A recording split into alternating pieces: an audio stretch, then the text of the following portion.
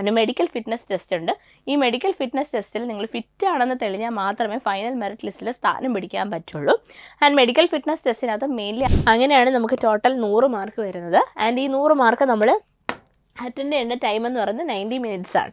Okay, അപ്പോൾ mathematics 30, general intelligence and reasoning 25, general awareness, general science. ഇപ്പോഴാണ് exam എന്നുള്ള കാര്യമൊക്കെ നമുക്ക് ഒഫീഷ്യലി വരണം. പക്ഷേ വരും എന്നുള്ള കാര്യം, അതായത് നോട്ടിഫിക്കേഷൻ വരും എന്നുള്ള കാര്യം RRB ഒഫീഷ്യൽ സൈറ്റിലൂടെ വന്നിട്ടുണ്ട്.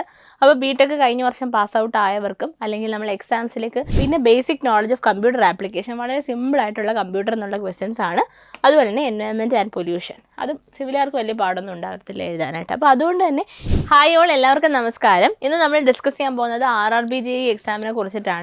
സെൻട്രൽ ഗവൺമെൻറ് നമ്മുടെ സിവിൽ എഞ്ചിനീയറിംഗ് ഗ്രാജുവേറ്റ്സിന് വേണ്ടി വിളിക്കുന്ന വേറൊരു എക്സാമാണ് റെയിൽവേ റിക്രൂട്ട്മെൻറ്റ് ബോർഡിൻ്റെ ജൂനിയർ എഞ്ചിനീയർ തസ്തിക.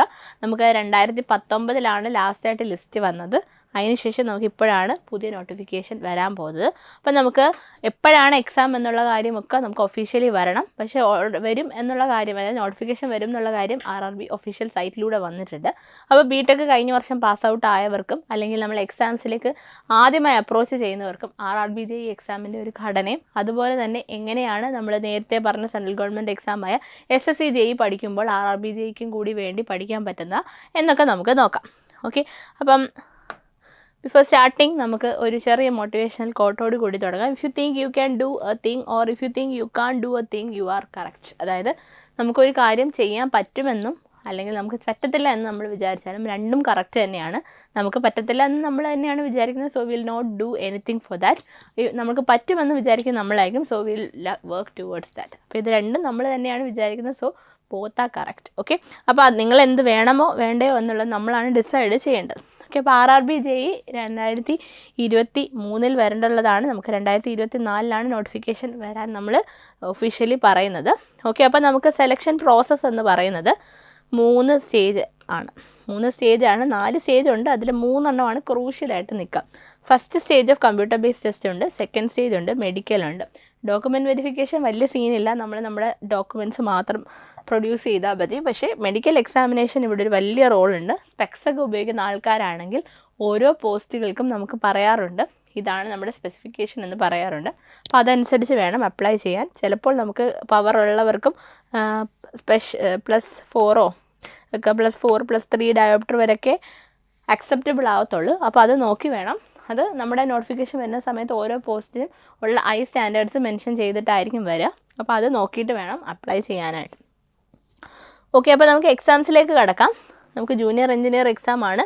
നമുക്ക് 2019 ജൂനിയർ എഞ്ചിനീയർ എക്സാം നടന്ന സമയത്ത് ജൂനിയർ എഞ്ചിനീയർ 12,844 വേക്കൻസീസ് ഉണ്ടായിരുന്നു. ഓക്കെ, അപ്പോൾ 12,000 വേക്കൻസീസ് അന്ന് ഉണ്ടായിരുന്നു. ഇനി നമുക്ക് എത്ര വേക്കൻസീസ് ഉണ്ട് എന്നുള്ളത് ഒഫീഷ്യലി അപ്ഡേറ്റഡ് ആയാൽ മാത്രമേ പറയാൻ പറ്റുള്ളൂ. ഓക്കെ, അപ്പം നമുക്ക് നമ്മുടെ ഫീസൊക്കെ നോർമലി നമ്മുടെ സെൻട്രൽ ഗവൺമെൻറ് എക്സാംസിനെ പോലെ തന്നെയാണ്. നമ്മുടെ ജൂനിയർ എഞ്ചിനീയർ ആയതുകൊണ്ട് തന്നെ RRB JEEക്ക് വേണ്ടത് 3 ഇയർ ഡിപ്ലോമയാണ് വേണ്ടത്. അതായത് സിവിലിൻ്റെ 3 ഇയർ ഡിപ്ലോമയാണ്. BTech BE സ്റ്റുഡൻസിന് നമുക്ക് അപ്ലൈ ചെയ്യാൻ പറ്റും. പിന്നെ ഫൈനൽ ഇയർ സ്റ്റുഡൻസിന് റിസൾട്ട് വന്നിട്ടുണ്ടെങ്കിൽ മാത്രമേ അപ്ലൈ ചെയ്യാൻ പറ്റത്തുള്ളൂ കേട്ടോ. ഓക്കെ, ഇനി നമുക്ക് ഏജ് ലിമിറ്റ് എന്ന് പറയുന്നത് മിനിമം 18 ആണ്, മാക്സിമം 33 ഇയേഴ്സ് ആണ്. നമുക്ക് നമ്മുടെ OBC അതുപോലെ SC STക്ക് കറസ്പോണ്ടിങ് ഏജ് റിലാക്സേഷൻസ് ഉണ്ടായിരിക്കും. നമുക്ക് CBT 1 ഉണ്ട്, CBT 2 ഉണ്ടെന്ന് പറയും. ഇനി ഇവിടുത്തെ പ്രത്യേകത SSC JEEയുമായിട്ട് കമ്പയർ ചെയ്യുമ്പോൾ RRB JEEയുടെ പ്രത്യേകത എന്താണെന്ന് വെച്ച് കഴിഞ്ഞാൽ CBT 1 എന്ന് പറയുന്നത് കംപ്ലീറ്റ്ലി നോൺ ടെക്നിക്കലാണ്. അതായത് നമ്മൾ സിവിൽ എഞ്ചിനീയറിംഗ് എക്സാംസിന് പഠിച്ച ഒരു കാര്യങ്ങളും ഇവിടെ നമുക്ക് ആവശ്യമില്ല, ഫുള്ള് നോൺ ടെക്നിക്കലാണ്. ഇനി CBT 1ഉം CBT 2 ഉണ്ട്. CBT 1 എന്ന് പറയുന്നത് CBT 2 എക്സാം എഴുതാൻ വേണ്ടിയിട്ടുള്ള ഒരു ക്വാളിഫയിങ് ക്രൈറ്റീരിയ മാത്രമാണ്. നമ്മുടെ റിക്രൂട്ട്മെൻറ്റ് ഒരു സ്റ്റേജിലും CBT 1ൻ്റെ മാർക്ക് എടുക്കുന്നതല്ല. അപ്പോൾ CBT 1ന് നമുക്ക് കട്ട് ഓഫ് വന്നത് ഒരു 98 ആണ്. എനിക്കൊരു 98.33 മാർക്സേ ഉള്ളൂ. ജസ്റ്റ് കട്ട് ഓഫ് മറികടന്നതാണെങ്കിൽ പോലും എനിക്ക് CBT 2 എഴുതാനായിട്ട് സാധിക്കും. ആൻഡ് എനിക്ക് മാർക്ക് കുറഞ്ഞു പോയെന്ന് പറഞ്ഞ് വറി ചെയ്യേണ്ട, CBT 2ന് സ്കോർ ചെയ്താൽ മതി. ബിക്കോസ് CBT 2 മാർക്ക് മാത്രമാണ് നമ്മുടെ റിക്രൂട്ട്മെൻറ്റിന് യൂസ് ചെയ്യുന്നത്. ഓക്കെ, അപ്പോൾ നമുക്ക് CBT 1ന് നോൺ ടെക്നിക്കൽ എന്തൊക്കെയാണ് വേണ്ടതെന്ന് നോക്കാം.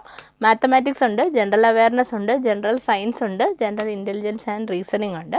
ആൻഡ് MCQs ആണ്, മൾട്ടിപ്പിൾ ചോയ്സ് ക്വസ്റ്റ്യൻസ് ആണ് കംപ്ലീറ്റ്ലി ഉള്ളത്. 90 മിനിറ്റ്സ് ആണ് നമ്മുടെ പരീക്ഷയുടെ ടൈം എന്ന് പറയുന്നത്. ഈ 90 മിനിറ്റ്സിൽ നമ്മൾ പോകേണ്ട നമ്പർ ഓഫ് ക്വസ്റ്റ്യൻസ് 100 ക്വസ്റ്റ്യൻസ് ആണ്. SSC JEE കമ്പയർ ചെയ്യുമ്പോഴത്തേക്ക് കുറച്ചും കൂടി CBT 1 റിലാക്സ്ഡ് ആണ്. ബിക്കോസ് നമുക്ക് 90 മിനിറ്റിൽ 100 ക്വസ്റ്റ്യൻസിലൂടെ കടന്നു പോയാൽ മതി. ഇനി നമുക്ക് തെറ്റി കഴിഞ്ഞാൽ നെഗറ്റീവ് മാർക്സ് ഉണ്ട്. 1/3 ഓഫ് നെഗറ്റീവ് മാർക്കിൻ്റെ, അതായത് 1/3 നെഗറ്റീവ് നമുക്ക് കട്ടാവും.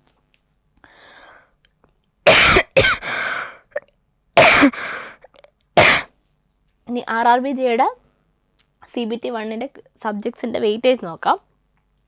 മാത്തമാറ്റിക്സിന് 30 ആണ്, general intelligence and reasoning 25, general awareness 15, general science 30. അങ്ങനെയാണ് നമുക്ക് ടോട്ടൽ 100 മാർക്ക് വരുന്നത്. ആൻഡ് ഈ 100 മാർക്ക് നമ്മൾ അറ്റൻഡ് ചെയ്യേണ്ട ടൈം എന്ന് പറയുന്നത് 90 മിനിറ്റ്സ് ആണ്.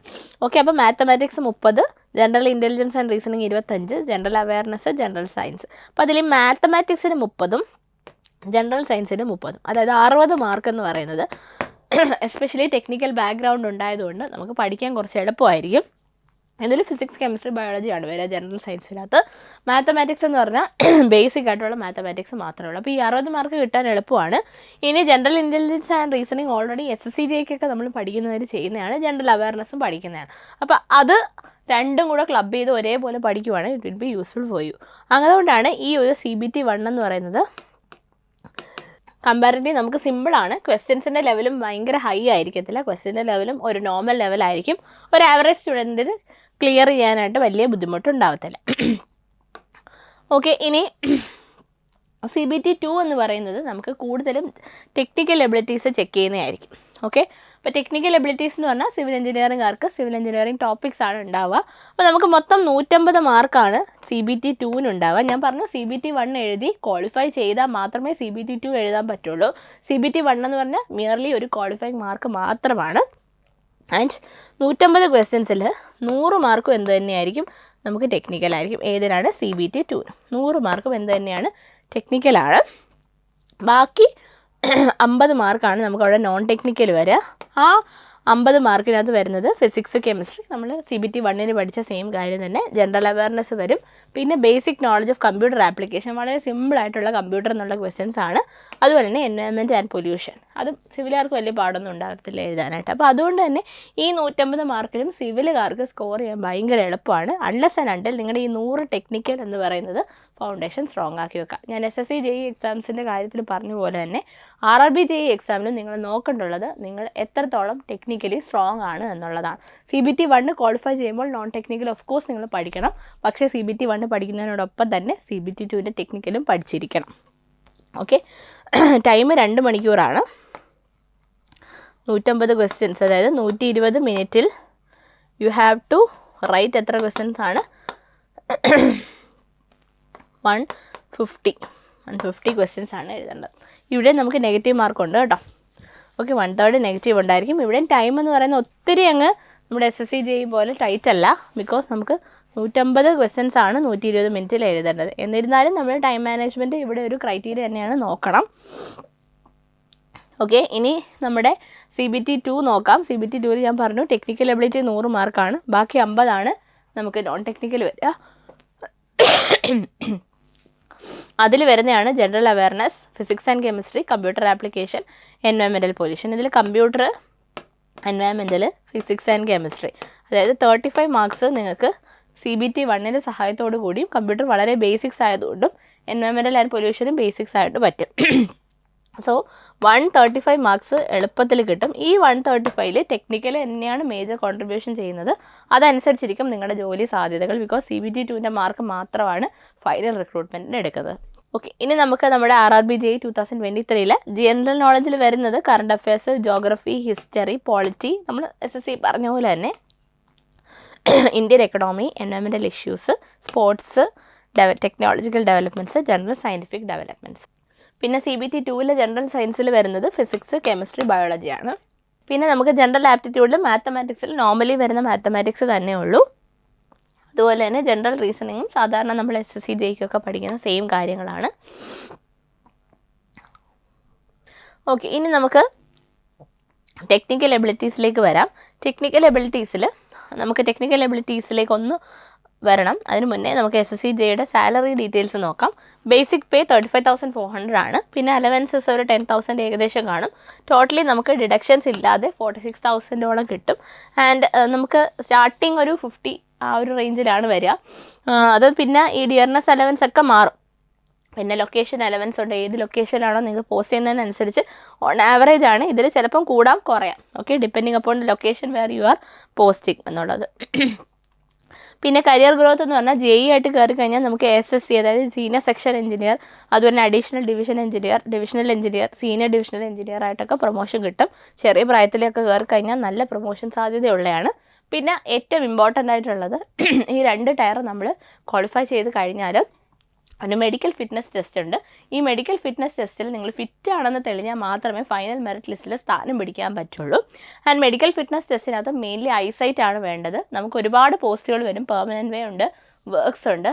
അതിൽ വർക്ക്സിൽ കുറച്ച് റിലാക്സേഷൻ ഉണ്ട്. ഐസൈറ്റിൽ പെർമനൻറ്റ് വേക്ക് അധികം റിലാക്സേഷൻ ഇല്ല. അപ്പം നിങ്ങൾ അപ്ലൈ ചെയ്യുന്നതിന് മുന്നേ നിങ്ങൾ ഐസൈറ്റ് അതായത് സ്പെക്സ് യൂസ് ചെയ്യുന്ന ആൾക്കാരാണെങ്കിൽ ആ പർട്ടിക്കുലർ പോസ്റ്റിലെ മെഡിക്കൽ സ്റ്റാൻഡേർഡിൽ നിങ്ങളുടെ റിക്വയർഡ് നിങ്ങൾ ഉപയോഗിക്കുന്ന പവറിന് അലവബിൾ ആണോ അല്ലെങ്കിൽ നിങ്ങൾക്ക് പറ്റുമോ എന്നുള്ളത് നോക്കിയതിന് ശേഷം വേണം മാത്രം അപ്ലൈ ചെയ്യാനായിട്ട്. മാത്രമല്ല നമ്മുടെ റുട്ടീൻ ബ്ലഡ് ടെസ്റ്റ്, ECG ഒക്കെ ഇവിടെ മെഷർ ചെയ്തിട്ടാണ് നമ്മൾ മെഡിക്കലി ഫിറ്റ് ആണെങ്കിൽ മാത്രമാണ് ഫൈനൽ മെറിറ്റ് ലിസ്റ്റിലേക്ക് കയറുക.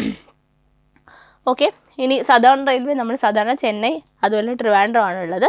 അപ്പോൾ ട്രിവാൻഡ്രം സെപ്പറേറ്റ് തന്നെ RRBJE ട്രിവാൻഡ്രം സോണിലേക്ക് വിളിക്കാറുണ്ട്. ചെന്നൈ, ബാംഗ്ലൂരൊക്കെ നിങ്ങൾക്ക് അപ്ലൈ ചെയ്യാൻ പറ്റും. ഓക്കെ, അപ്പോൾ ടെക്നിക്കൽ സബ്ജക്ട്സ് വരുന്നത് എഞ്ചിനീയറിംഗ് മെക്കാനിക്സ് ഉണ്ട്, building construction, building materials, then construction of substructure. ഇതെല്ലാം ബിൽഡിംഗ് കൺസ്ട്രക്ഷൻ തന്നെയാണ്. ബിൽഡിംഗ് കൺസ്ട്രക്ഷനിൽ തന്നെ വരുന്നതാണ്. ബിൽഡിംഗ് ഫിനിഷസും ബിൽഡിംഗ് മെയിൻ്റനൻസ് ഒക്കെ അതിൽ തന്നെ വരികയാണ്. ബിൽഡിംഗ് ഡ്രോയിങ് വരും.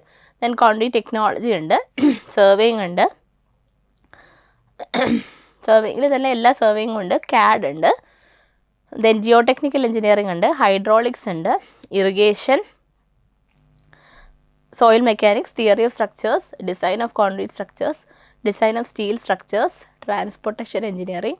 അതിൽ തന്നെ ഹൈവേ എഞ്ചിനീയറിംഗ്, റെയിൽവേ എഞ്ചിനീയറിംഗ് എല്ലാം ഉണ്ട്. എൻവയോൺമെൻറ്റൽ എഞ്ചിനീയറിംഗ് ഉണ്ട്. കൺസ്ട്രക്ഷൻ ടെക്നിക്സ് ഉണ്ട്. അത് എക്സ്ട്രാ വരുന്നതാണ്. ഇതൊരു അഡീഷണൽ ടോപ്പിക്ക് നമുക്ക് നമ്മുടെ RRBJക്ക് വേണ്ടി മാത്രം ഉള്ളതാണ്. And estimation, contracts and accounts. അപ്പോൾ ഇതാണ് നമ്മുടെ ബേസിക് ആയിട്ട് വരുന്ന സിവിലിൻ്റെ സബ്ജക്ട്സ് എന്ന് പറയുന്നത്. കോമൺ ആയിട്ട് എല്ലാ എക്സാംസിനും ചോദിക്കുന്ന സബ്ജക്ട്സും ടോപ്പിക്സും തന്നെയാണ്. എക്സ്ട്രാ കുറച്ച് വരുമെന്നേ ഉള്ളൂ. അപ്പം നമുക്ക് മനസ്സിലായിട്ടുണ്ടാകും സിവിൽ പഠിക്കുമ്പോഴത്തേക്ക് ഒരുവിധം എല്ലാ സബ്ജക്ട്സിനും കോമൺ ആയിട്ട് നമ്മുടെ കോർ സബ്ജക്ട്സ് എല്ലാം തന്നെയുണ്ട്. സോ ഈ കോർ സബ്ജക്ട്സിൻ്റെ ഫൗണ്ടേഷൻ സ്ട്രോങ് ആക്കി വെച്ചതിന് ശേഷം നമ്മൾ ആ ഓരോ എക്സാംസിന് പ്രിപ്പയർ ചെയ്യുമ്പം അതിൻ്റെ കറസ്പോണ്ടിങ് മൾട്ടിപ്പിൾ ചോയ്സ് ക്വസ്റ്റ്യൻസ് അല്ലെങ്കിൽ ക്വസ്റ്റ്യൻസ് പ്രാക്ടീസ് ചെയ്താൽ മാത്രമേ എക്സാം ക്രാക്ക് ചെയ്യാനായിട്ട് പറ്റുള്ളൂ. അപ്പോൾ ഈ രീതിയിൽ ഓരോ എക്സാംസ് പഠിക്കുമ്പോഴും കോമൺ ആയിട്ടുള്ള സബ്ജക്ട്സ് ആദ്യമേ തന്നെ സ്ട്രോങ് ആക്കി വെച്ച് എക്സാം പാറ്റേൺ നോൺ ടെക്നിക്കൽ വരുന്നെങ്കിൽ നോൺ ടെക്നിക്കൽ എക്സാം അടുപ്പിച്ച് പഠിച്ച് തുടങ്ങി അങ്ങനെ നമുക്ക് എക്സാംസ് ക്രാക്ക് ചെയ്യാവുന്നതാണ്. Thank you all.